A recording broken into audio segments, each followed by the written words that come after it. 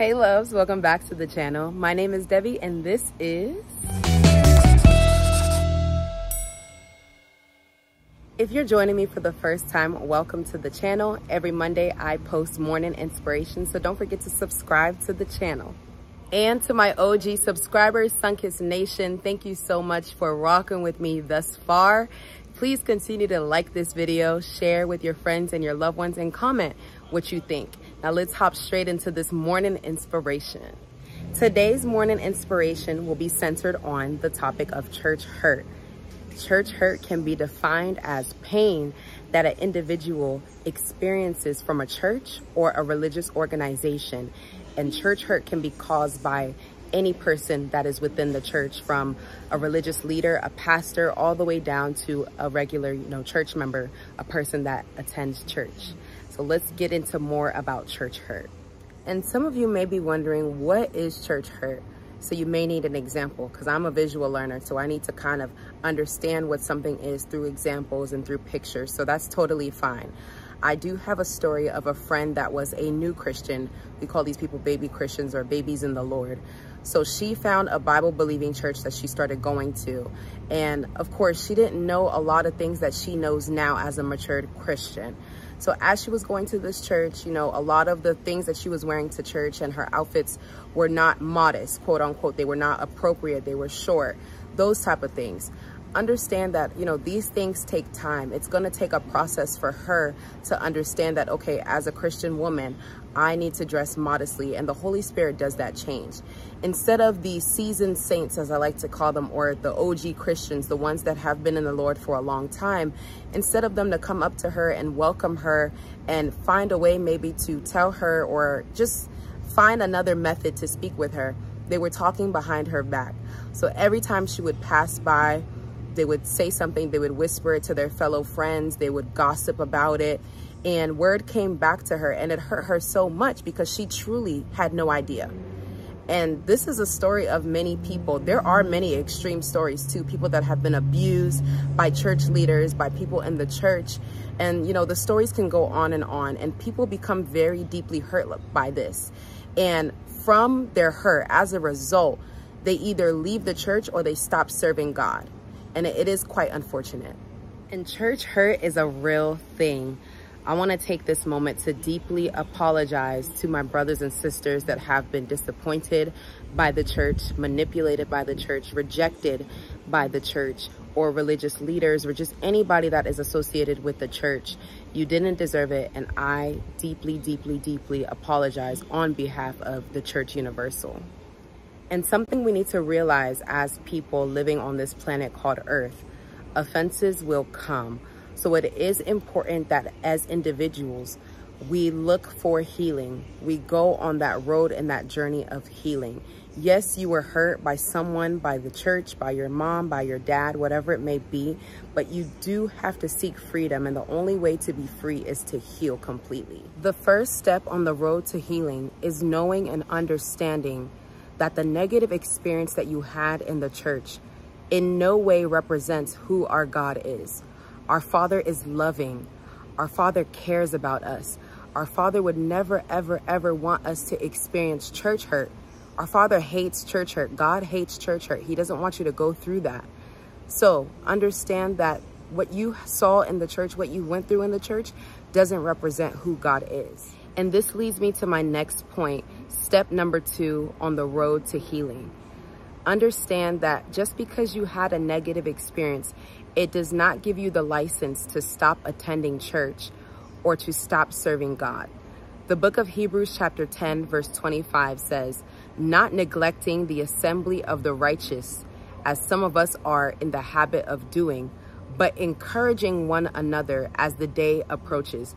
And what that means is we should not stop gathering together. And as Christians, our gathering is church.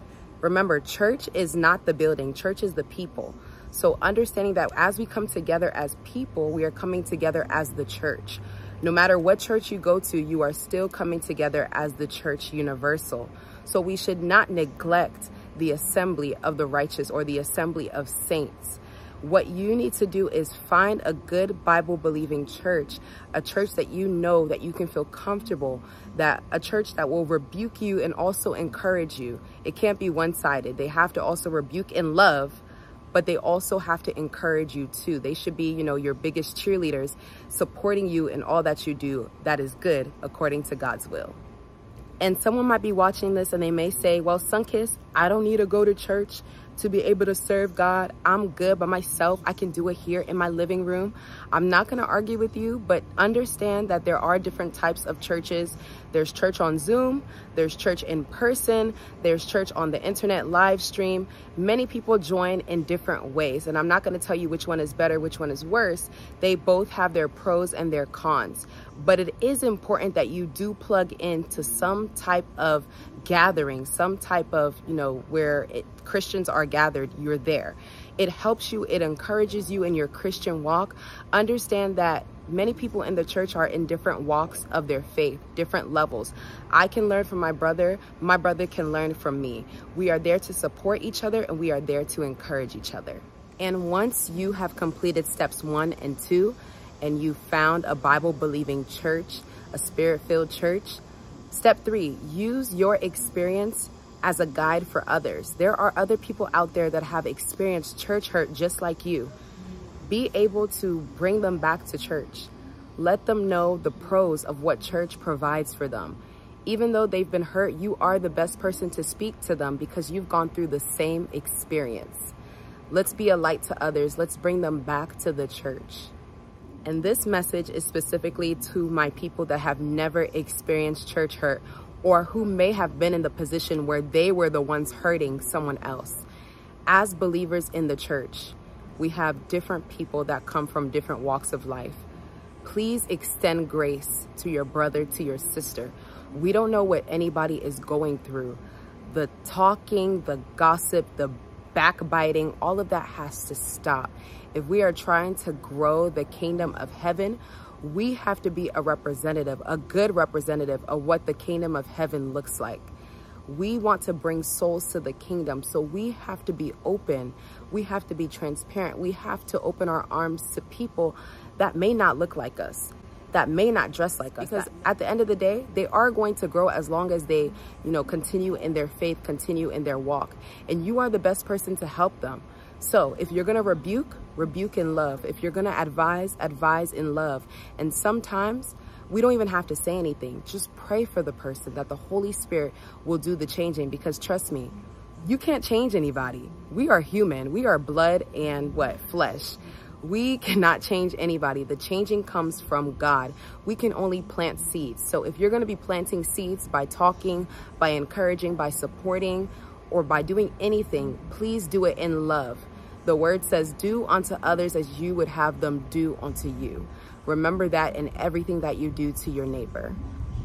I hope we were able to learn something about what church hurt is, the road to healing, and just people in the position that have not experienced church hurt, and how not to be in the position where you are hurting someone in the church. Understand that we are all human. We are all gonna make mistakes. Trust me, if I could go on and on about different church hurt that people have experienced, it would take many, many, many days, maybe even a year.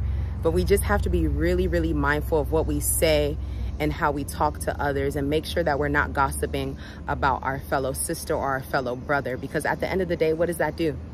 It just feeds your flesh. It doesn't help the person at all. So again, to any person that has experienced church hurt, I do want to say I am deeply, deeply sorry. I deeply apologize on behalf of whoever, put you in that position, whoever disappointed you, manipulated you, and rejected you. But I do pray that you will find a Bible-believing church, a Spirit-filled church where you can get back into the motion of not forsaking the assembly of the righteous and growing your faith. Because at the end of the day, as I always say, heaven is the go. We all want to go to heaven. We all want to grow in our faith with God. So please don't put your faith on the line because of what someone did to you. You can't control what others do, but you can always control your response. I love you all with the love of God, and I pray and I hope that everyone has a great Monday. Enjoy the week. I know God is going to do great things in our lives. So keep the faith, keep growing, and stay strong. Love y'all. Bye.